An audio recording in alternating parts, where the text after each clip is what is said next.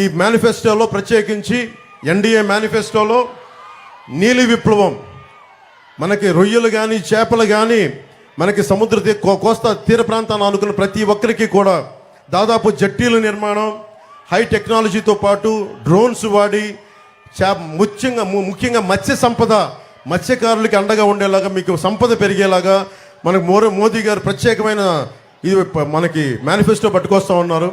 అది మేము చాలా బలంగా ఇంప్లిమెంట్ చేస్తాం, మీకు అండగా నిలబడతాం.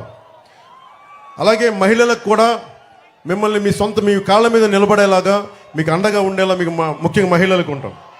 ముఖ్యంగా రైతాంగం, చాలాసార్లు ఇక్కడ తుఫాన్లు వచ్చినప్పుడు రైతాంగం పెట్టిన కష్టాలకు మేము అన్ని ప్రత్యేకించి చూశాను. నేను ఈ రోజున నేనున్నది దశాబ్దంగా మీకోసం పనిచేస్తూ ఉన్నాను.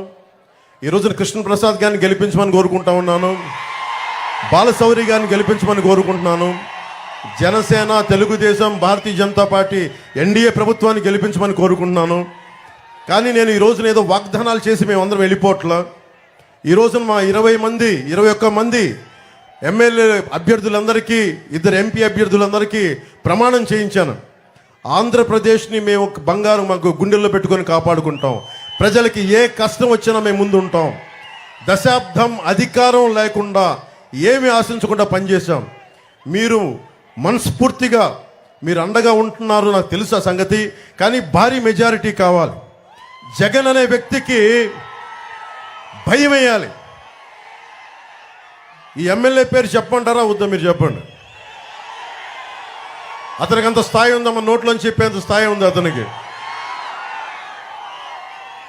ఇక్కడ ఉన్న అందరికీ చెప్తా ఉన్నాం, ఎమ్మెల్యేలందరికీ కూడా చంద్రబాబు గారి కులం చేత తిట్టిస్తారు, నన్ను నా కులం చేత తిట్టిస్తారు, లేదంటే బీసీ కులాల చేత తిట్టిస్తారు, ఎస్సీ కులాల చేత తిట్టిస్తారు.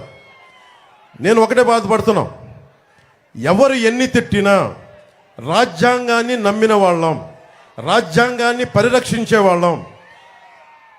మీరు ఏమి చేసినా, ఎన్ని రకాలుగా తుట్లు పొడిచినా మేము ధైర్యంగా ఎదుర్కొంటాం తప్ప కుల వివక్షలు కానీ మాలో మేము కొట్టుకోవాలని జగన్కి చాలా గొప్ప ఆశ ఉంది.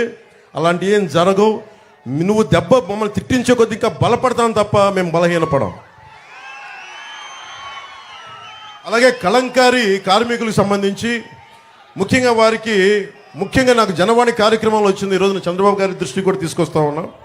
సార్, వాళ్ళకి రన్నింగ్ వాటర్లో నదీ పరివాహక ప్రాంతాల్లో వాళ్ళు రంగులు సరిదిద్దు కడగడానికి కానీ మనకి ఎక్కువ చేయడానికి రన్నింగ్ వాటర్ కావాలి. అందుకని వాళ్ళు కోరుకుంటున్న దాంట్లో ఏంటంటే నదీ పరివాహక ప్రాంతంలో కింద ప్రాంతాలకి అది కలుషితం అయిపోతుందని చెప్పి ప్రత్యేకించి కలంకారీ కార్మికులు అడుగుతున్నది 5 ఎకరాల విస్తీర్ణంలో రన్నింగ్ వాటర్ సదుపాయాలు ఉంటే మేము నదీ మనకి వాతావరణాన్ని కాలుష్యం చేయం, అలాగే మేము బతుకుతాం, మా కలంకారీ బతుకుద్ది అంటే ఆ ఒక్క మాట మేము ఇస్తున్నాం. ఆయన ముందే మేము మాటిస్తున్నాం, కలంకారీ కార్మికులకి మీకు 5 ఎకరాల విస్తీర్ణంలో రన్నింగ్ వాటర్ సదుపాయం ఉండేలాగా మీ కలంకారీ దీన్ని మీకు పరిరక్షించి